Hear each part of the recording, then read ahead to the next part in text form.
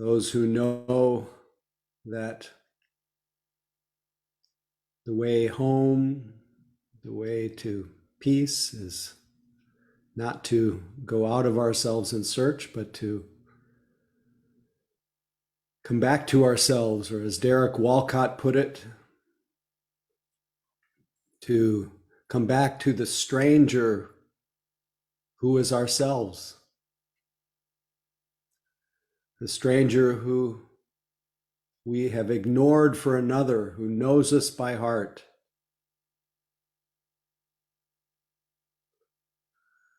And this stranger is not an idea, but is really our own natural state of aware presence.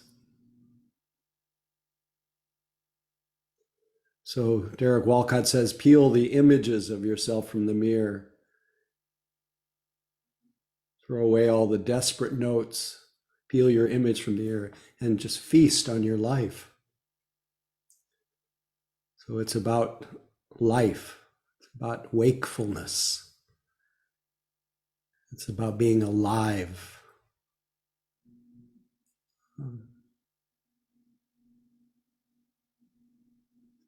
And you can't quite capture that direct experience in the realm of ideas, even though I'm using language to point.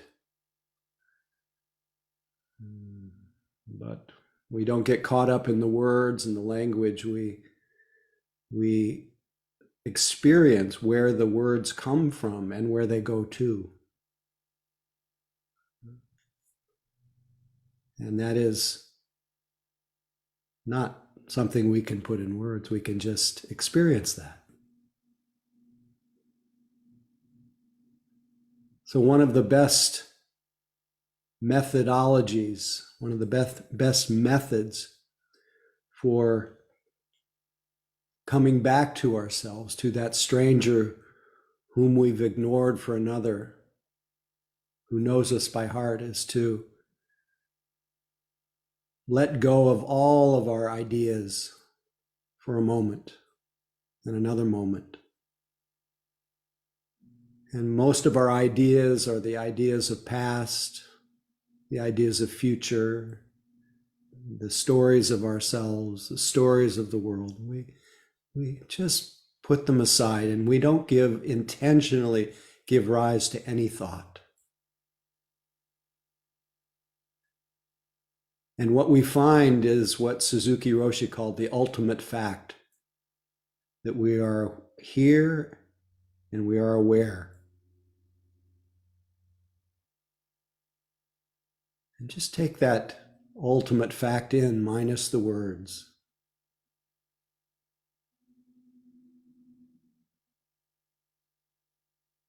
Let your eyes close softly.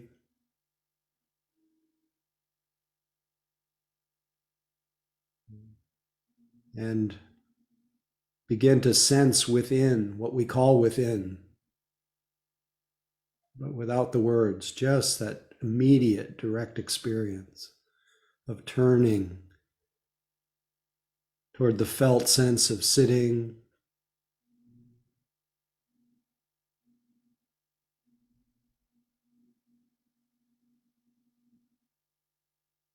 and you're likely to feel a sense of aliveness or vibration or pulsing,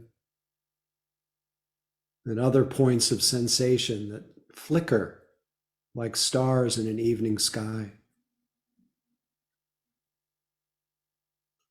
We let those points of sensation call us here. And we know if we're feeling what we call the body, this field of sensations, that we're here. Body is always present.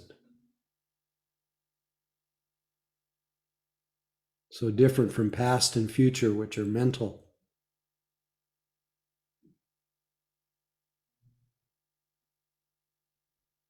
As we feel the sensations, the aliveness, the vibration, the pulse, we also can sense that there is a stilling, a settling that happens when attention comes together with this field of sensations. It makes possible what's Sanskrit's called shamatha, or calm abiding, tranquility, pleasant dwelling.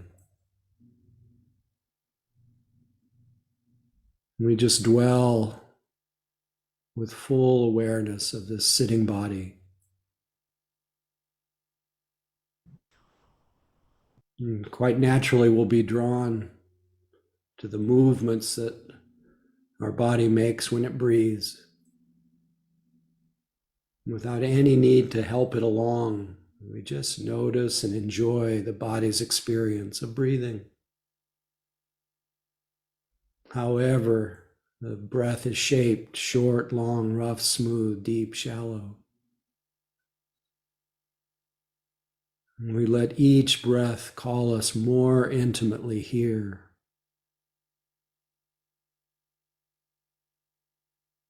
Letting each breath empty our mind of its usual preoccupations, empty of past, empty of future, empty of even ideas of the present, and just filled with this direct experience of life, right where it touches us.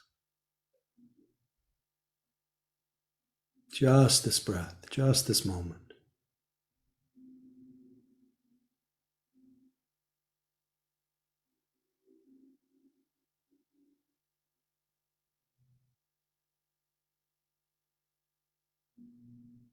Each moment a commitment to letting go of time, becoming, of anything that torments us, letting it be just as it is.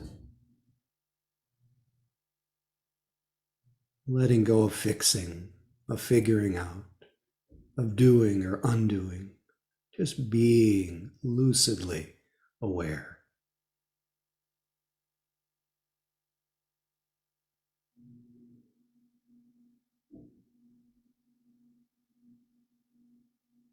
Along with feeling the support of the body's breath,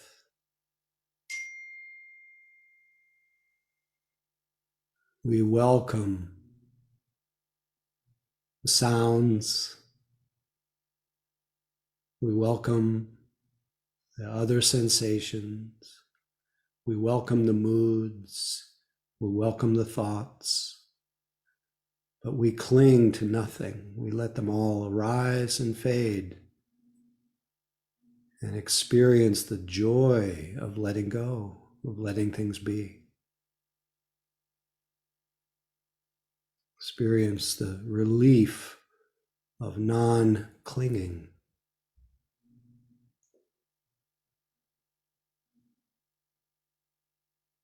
Nothing to cling to.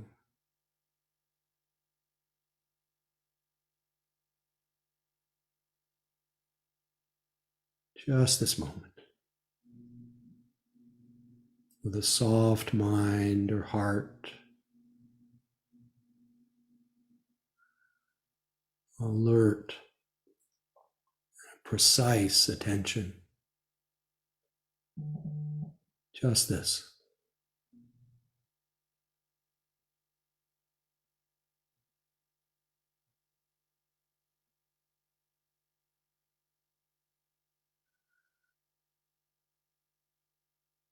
No matter how many times we drift off into fantasy, we gently reconnect with our body and breath, the same loving way that we would put a puppy back on paper when we're trying to train it. Just this moment.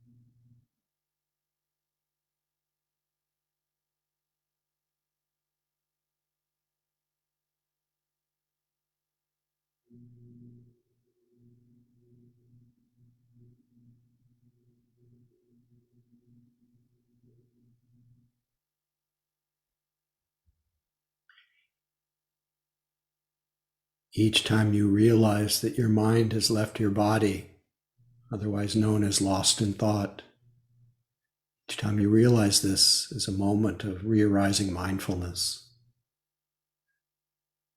a time to appreciate that you're now aware, and without any judgment, just because it's a condition, it's not personal. We just gently find our body, find our breath, and just let our mind sink into the body and the body fill our mind.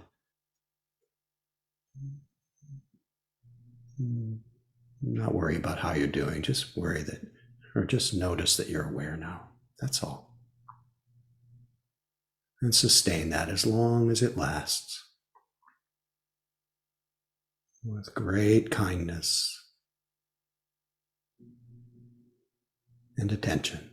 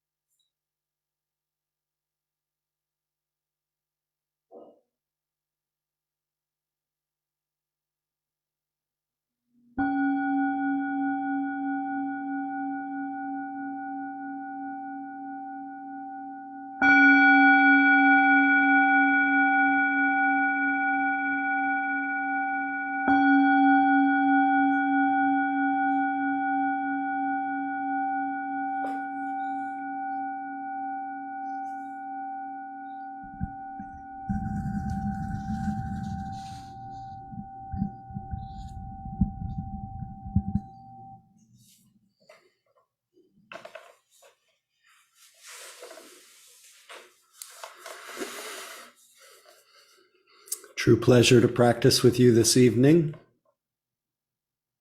Welcome to Mission Dharma.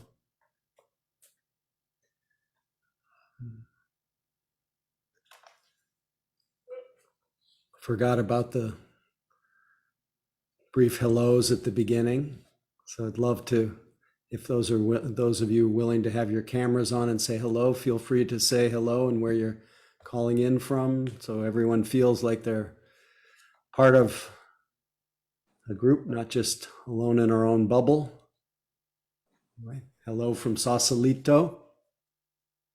Feel free. Hello from San Francisco. Hello Hello from from Regina. San Francisco. Oop. Hi, Mark. From Tucson. Hey, Mary from Victoria. Hello from Berkeley. Hey everybody, Charlie here. Linda from San Francisco. Another Mary from Santa Barbara. Hey, that sounds like Mary. San Francisco. Hi. British Columbia.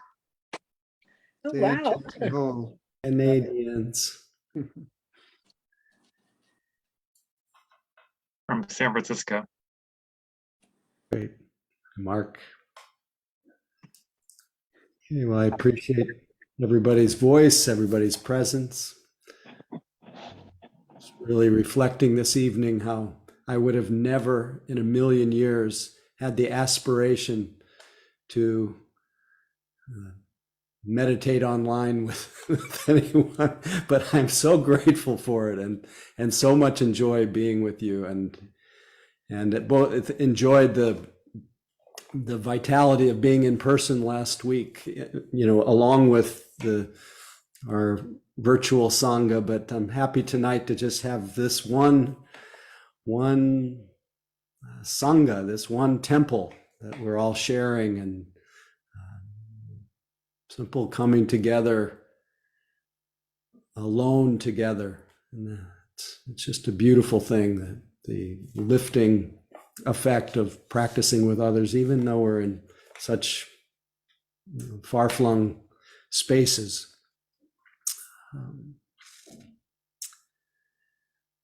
As always, I am curious about what it's like for you to be practicing this evening, practicing in general.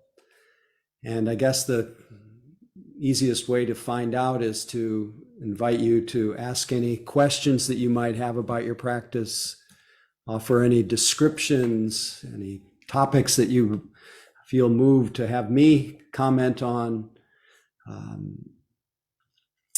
and just popcorn style, or as you with a raised hand, if there are any comments, questions, concerns, descriptions, and know that whatever you bring to our Sangha will likely be of some use to someone else. So it's Stephanie, thank you for breaking the ice. And Thanks. Yeah, I was just reflecting. I went in person last week and then now being here on Zoom this week, and as we have been for 2 years. I noticed last week my body felt a very different energy, like sort of a buzzing sensation or something, being in the room together with other people. And it's different than when I'm practicing online with everybody here. So I don't know, it's just a reflection on how it felt different. And I've been mostly not going other places outside my house, for the last 2 years. I've been working from home, etc. And so, but I really look forward to going to the Sangha in person, and I'm glad you're doing it at least a couple times a month. So yeah, just reflecting on the energy of being there in person with everyone. yeah, definitely. Thank you. And definitely there is an aliveness that's part of the power of Sangha. You've probably heard me talk about it before, but I often think of that teaching from the who was it from? It was Outward Bound put out a list of lessons from geese. And the lessons from geese the geese that fly together get a lifting power. They take care of each other and they get where they're going faster. And there is an energy to practicing together. But, interestingly enough, I feel that energy when we're online. And in fact, one of the things that has been so surprising is how the space that, and I know I've talked about this before, but the space that I often take for granted, my workspace or my office, and I have all kinds of associations with work and office, but when I practice in this space, it really becomes like a temple, and it feels charged with that same kind of living energy. Maybe not the same as if there's a big group of people together, but still makes me whatever that is.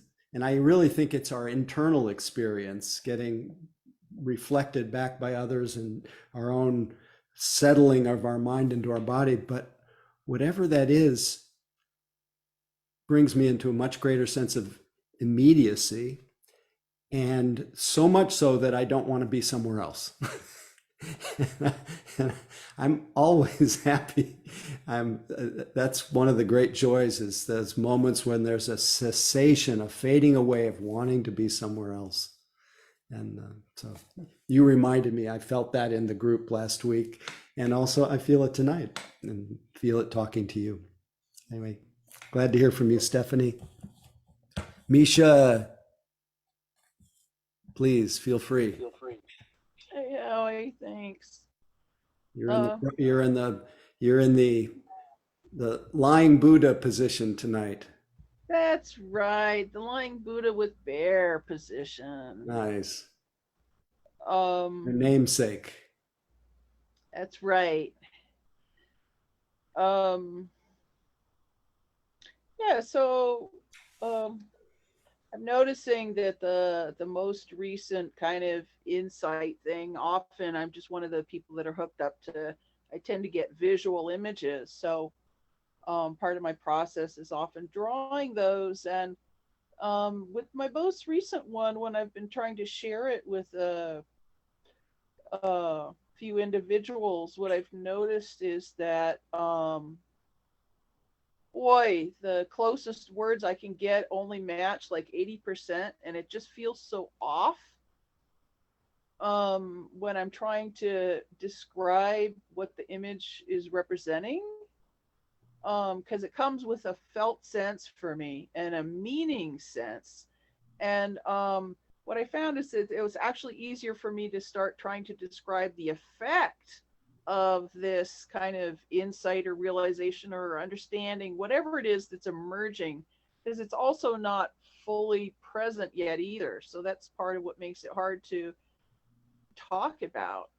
But part of why I'm raising this is that I'm wondering, I've noticed this to varying degrees at other times, whether in these kind of situations, it even makes sense to try to use words that are other than like poetic or something, because after I start using a word, like I'll say the divine aspect or something, then I start relating to I put that word on the image, and then I have to take it off again, and it's like I'd rather not say any words than have to go through that process. Yeah. Generally, it's better to keep quiet in that case until you just feel moved, and you've really discerned whether the person you're talking to is also resonating with your state and can hear what you have to say. But in general, just if you get stirred up by words, better to keep quiet and be empty of words, full of everything. Anyway, Thanks. I can relate though to having words not being able to capture what my immediate and direct experience is. And that reminds me, and I've shared this so many times at Mission Dharma, the words of James J. Audubon, where he says, if there's a difference between the bird and what the field guidebook says, believe the bird. So just Just want to just be your experience. And yeah, just share whatever the fragrance of it is. Anyway, thank you. Anyone else? Question, comment, description, willingness to confess your delusions or your joys.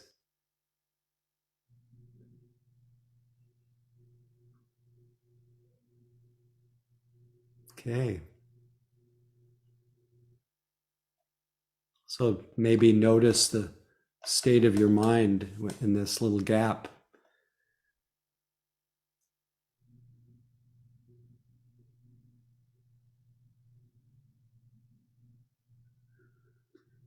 Reminds me that this line I read today, within you, without you. We feel our experience, but without the identity of me. Of course, that could have a completely different meaning, within and without, inside, outside. But I think within you, without you. Try that experience for a moment. Without a view of self.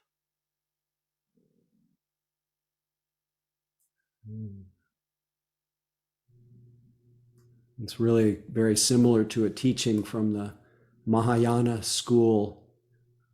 It's a teaching called the Avatamsaka Sutta. And the sutta, which means teaching, sutra in Sanskrit, the Avatamsaka Sutta says, having no view of self, one is always peaceful.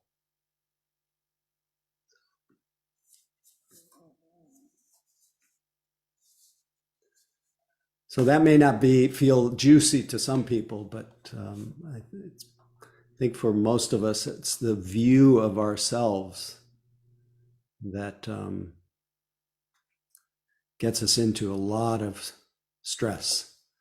And the mistaken view, which is the field guide book, mistaken view of self for that immediate and direct experience. So having no view of self, being within yourself, without yourself.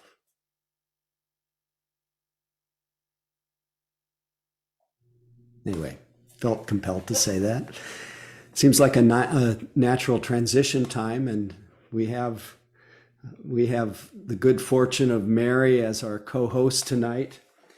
And Mary, before I'm going to preempt Mary about her upcoming mentoring program,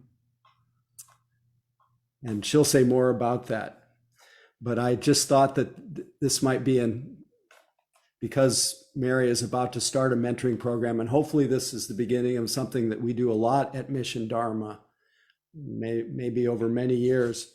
But I thought it was a nice time to both acknowledge the passing of Bill Russell, who was one of my childhood heroes, the greatest, maybe the most fierce defensive basketball player in the history of the game, the greatest winner, 11 championships out of 12 seasons with the Boston Celtics.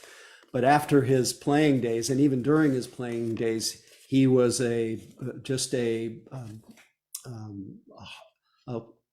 heartful, clear,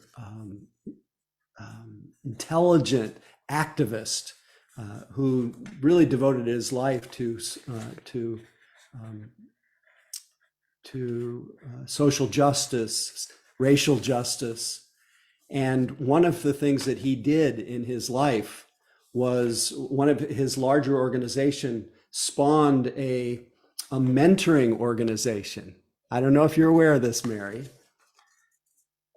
but and it's degrees of separation. Somebody that I've been mentoring for many years was a mentor for this organization has been for over 30 years.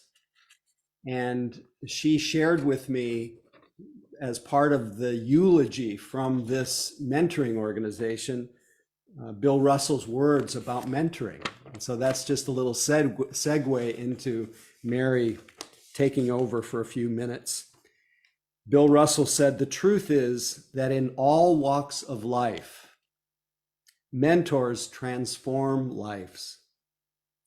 Whether it's the middle school math teacher who drove you home from school every day, the uncle who busted your chops when your grades started to slip, the older student who kept you under a watchful eye, or the basketball coach who believed in you, none of us would be where we are today without the support of our mentors." I became a founding board member of Mentor. That was the name of this is the name of this organization, the National Mentoring Partnership, to build and lead the mentoring movement. And since then, Mentor has helped create and drive support to thousands of programs mentoring millions of kids. It is my proudest accomplishment in life. So mentoring. It's all yours, Mary.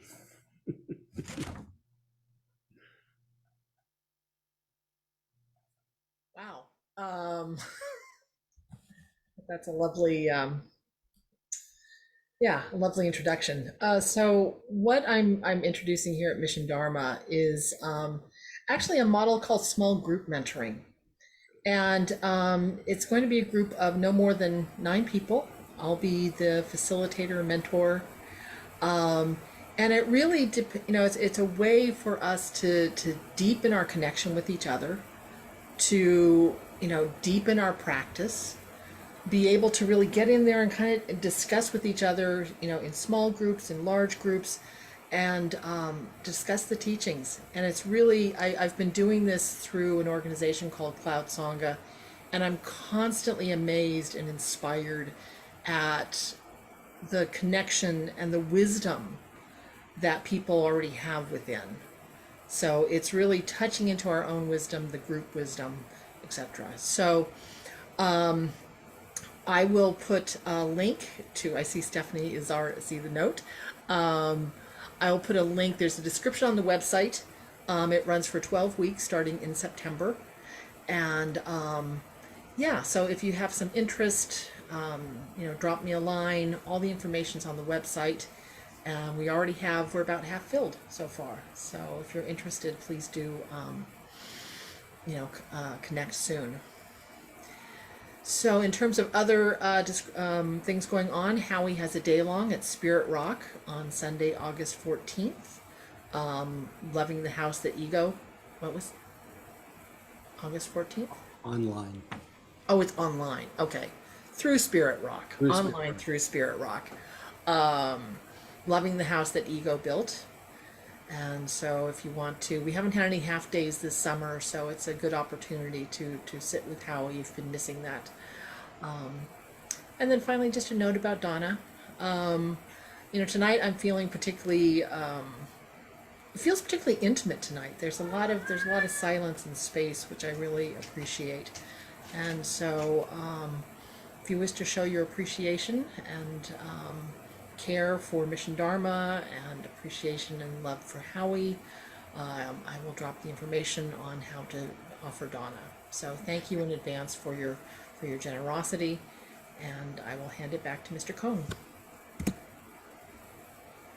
Thanks, Mary. Sure. Thanks in advance for your generosity. There's something, Mary, in your Oops. somebody has their sound is kind of sounds like a little motor. Oh, maybe that's me. I think it is. It probably is. Okay. It's a fan. So let me mute myself. Thank you. Thank you. Thank you. Although it does have a certain kind of aliveness, that fan. All of a sudden it was very quiet when it stopped. If you wouldn't mind, let's just take a short break. Feel free to take a little bio break, just a couple minutes. If you feel to offer Donna during this time, that's fine too. Much appreciated.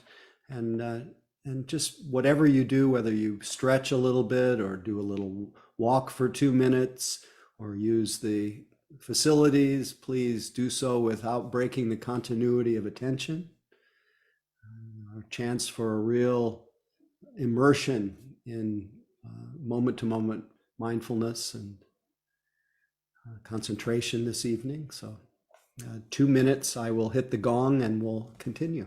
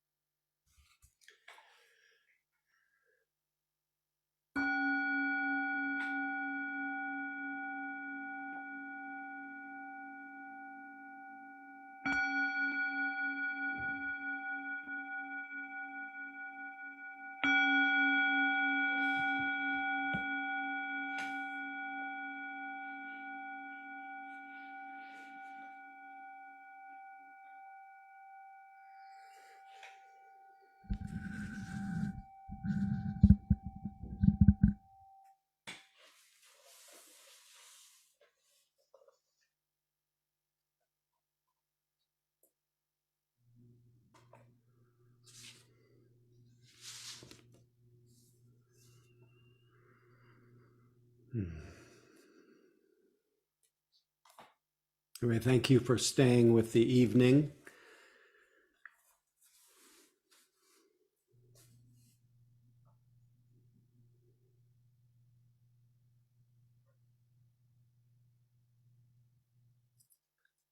I was reflecting this afternoon about last week's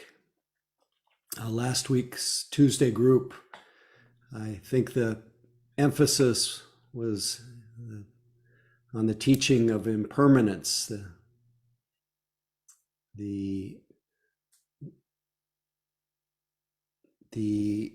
reality of impermanence, and how it was. I think I spoke about it as the guru of the Buddha, that it was seeing the reality of change, of sickness, of aging, of death, of separation, of the reality that everything that arises and passes, everything that arises passes.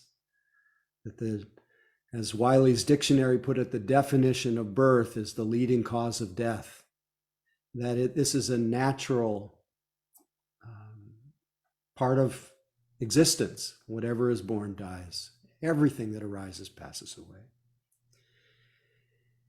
And I went on to speak about I'm phrasing it a little differently tonight, I think, but about the misplaced faith that we tend to put in changing conditions, the misplaced expectation that the different experiences of our lives will give us something more lasting, a more lasting happiness, a more reliable sense of satisfaction. But when we apply that misplaced faith to changing conditions, we experience either we experience a deepening sense of dissatisfaction. And I even described how the Buddha, in his search for something, some more reliable, some more sustained sense of relief. And I realize as I talk about this is really about the meditative world. It's kind of in a sense, tonight, it's a current event free conversation. But it's really about how we wake up, how we work with our mind, independent of the circumstances that we find ourselves in, moment by moment. And in the Buddha's case, he realized that there was no way to get outer conditions to conform to his desire, to be able to stay the way that he wanted them to. So both the inner conditions and the outer conditions, they come and they go. It's always, change is the fragrance of life. So that drove him in his search for a reliable refuge. It drove him to that inner search. It drove him to seek out. Fortunately, he saw it. Not only did he see the heavenly messenger of sickness, of a person similar in age who was ill, a person who was very old, and a corpse. These are called the first three heavenly messengers. He saw in the form of a renunciate. What he called the fourth heavenly messenger was someone who had gone forth, who was going against the stream of this incessant, what you might call the samsaric loop, the endless wandering, the endless seeking for a pleasure or a happiness that never arrives because things change and that deprives us of the peace of the present moment because our mind is so in search of some kind of experience that we tend to topple forward into that imagined future, and we miss the capacity that we have for peace right now. So fortunately, he saw somebody who he thought might have a clue about where we could find relief. There was a certain kind of countenance about that renunciate that I want some of that. And then the Buddha sought out other teachers, and some teachers who were just all about, as I mentioned last week, all about asceticism and denying of our senses, denying of our bodies, and all that did was create problems, tension, nihilism. But then he found some meditation teachers who taught him a very essential part. And the reason I'm talking about it is because it is really so essential to the awakening process, the liberating process that I think those who come to sit really want to experience. They want to experience a liberation, a freedom from this chronic sense of dissatisfaction. Freedom from the habits of mind that tend to wreck our lives and turn the present moment, our only experience, our only moment, turn it into a pass-through on our way to somewhere else, or turn it into an obstacle or an enemy. I'm borrowing these three tendencies from the teachings of Eckhart Tolle, who said that the present moment, the only moment we have, he wrote that beautiful book called The Power of Now, but he said that the only moment we have is we've turned it into a means to an end, or an obstacle or the enemy.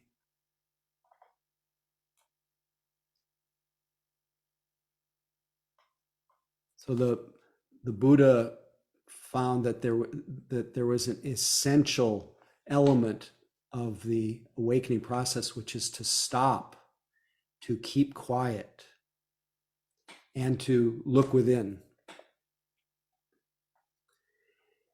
And so he stopped and he followed many of the elements that we're practicing with in our system of what's called shamatha vipassana, or concentration and mindfulness.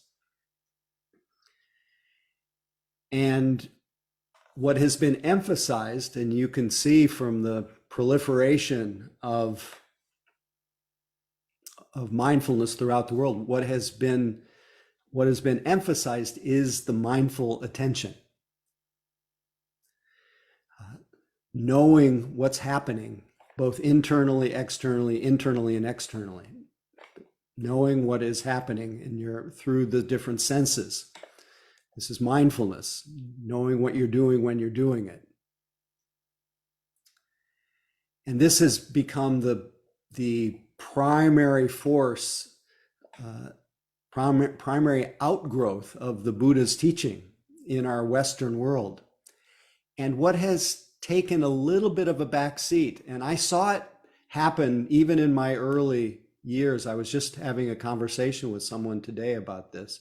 In the early years, it was thought that the other essential part of the two wings of concentration and mindfulness, otherwise known as shamatha, tranquility, calm abiding, concentration.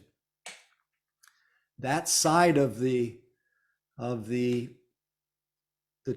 pair of concentration and mindfulness, concentration has really taken a back seat. Shamatha has taken a back seat. And it is really in our practice, it is the mingling, it's the merging of the aliveness and the stability that comes through the power of mind, the power of concentration. It's mixing that together with the clear comprehension that comes with being mindful and knowing what one is doing when you're doing it. It's bringing that attention together with the brightness, the vividness, the aliveness that comes with concentration. That is the secret sauce for the heart's release. So I wanted to give just a little bit of attention and a shout out to the benefits of the concentration side of practice. The sense of, I say it every week, and it's part of how we settle in, but the real emphasis on having our mind and our body in the same place, having it be an embodied practice, the harmony of mind and body, the aiming of the mind and the sustaining of our mind in the body, in this present moment, with our immediate sense experiences. Now, of course, there will be some mindfulness that arises with that. These two are really part of the same thing, mindfulness and concentration. But there has been a little bit of short shrift given to concentration out of fear that if people give too much emphasis on concentration and the pleasures of concentration, that they will just get caught up in pleasant states of mind and not use the power of mind, the power of concentration to use the power and the aliveness and the vividness and stability of concentration, use it for the cultivation of insight. The fear that the real liberating effect of practice is insight into the nature of reality. That's what really frees us in the long run. And it's true. That is the ultimate benefit of concentration and the training of mindfulness is the potential for insight. And it's the understanding is that it's ignorance, it's confusion, it's misperception that gets us caught in that state of misplaced faith, that gets us confused, looking for love in all the wrong places, and being in a chronic state of wanting things to be other than the way they are. That comes out of ignorance, and wisdom dispels ignorance. So wisdom is essential. Mindfulness is essential for wisdom, but the continuity of mindfulness, the power of mindfulness, needs the power and the foundation of concentration, needs the power and the softness, the stability, the vividness of a tranquil mind, the non-contentiousness of a mind that is free of its usual preoccupations, that's quiet. Because the effect of a well-collected and concentrated mind is the mind is emptied. There's someone on our call tonight, Todd, who shared with me several years ago the teachings of some lines from a book from Ursula Le Guin, where she talked about the gathering of attention to the breath. And she talked about it as each moment that you are with the in-breath, you are emptying your mind. Each moment you are with the out-breath, you're emptying your mind. And emptying of your mind of its usual preoccupations, your mind becomes filled with everything, filled with life. So again, empty of self, full of everything. Within, without you, without this constant story of you playing. And the doorway to this kind of emptying, this and the kind of filling with life, filling with tranquility, filling with vividness, filling with stability, is the directing of attention to the present moment experience, and either returning again and again to the same present moment experience, like the breath, or paying attention in a continuous way to changing experiences, to whatever it is that comes.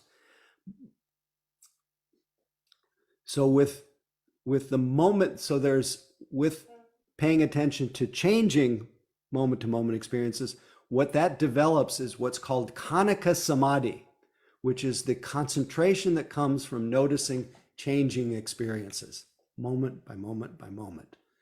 And then there's another kind of concentration that comes from returning again and again to the same experience. We do a combination of both in our practice. You with me still?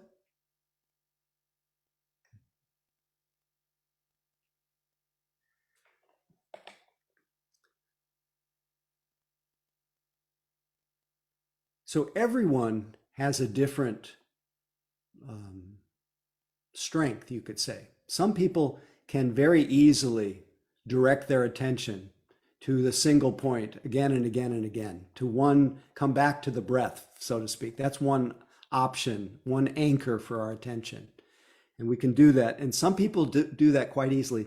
Many people don't do that so easily. Others develop the power of concentration through just being available to each changing experience.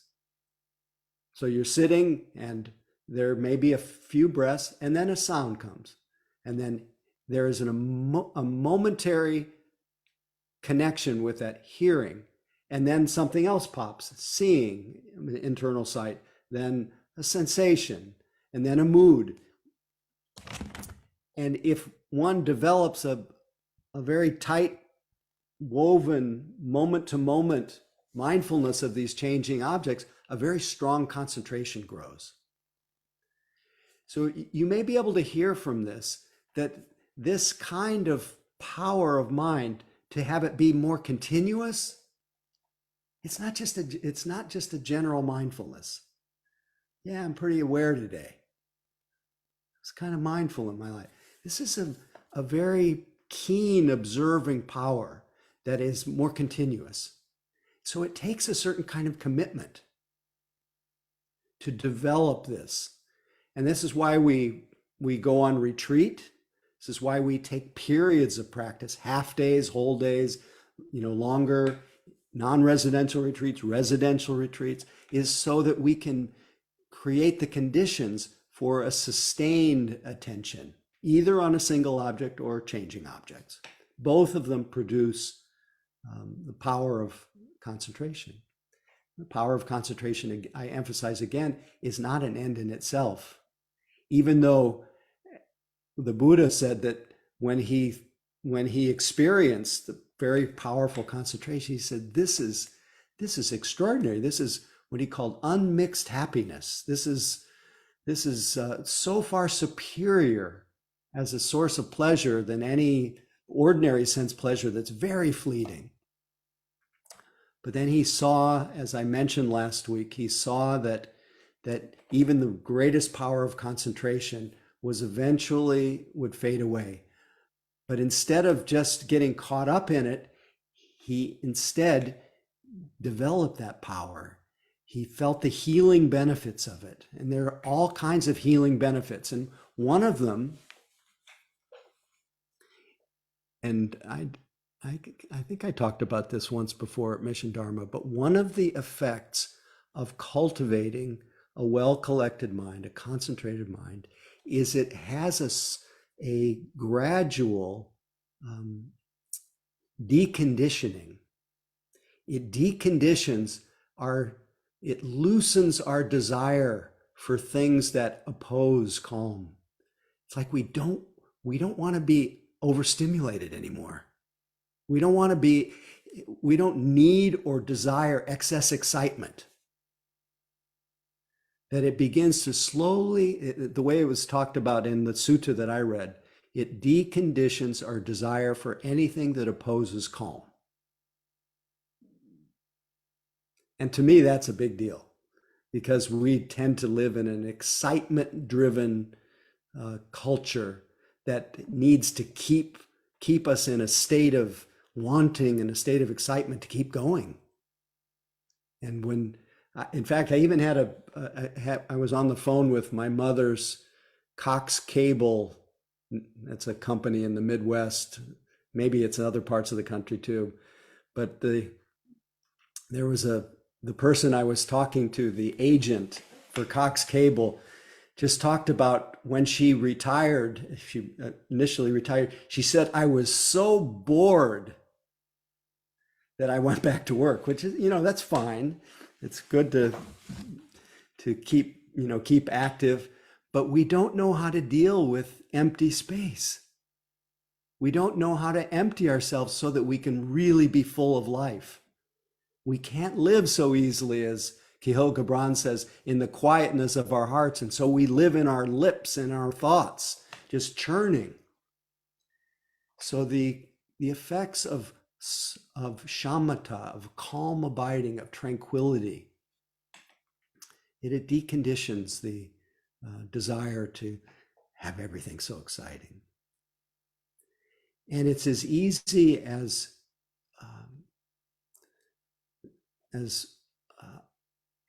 Ajahn Chah, I think, who was the one who put it, he says, it's as easy as making it a committed practice of not letting your mind leave your body.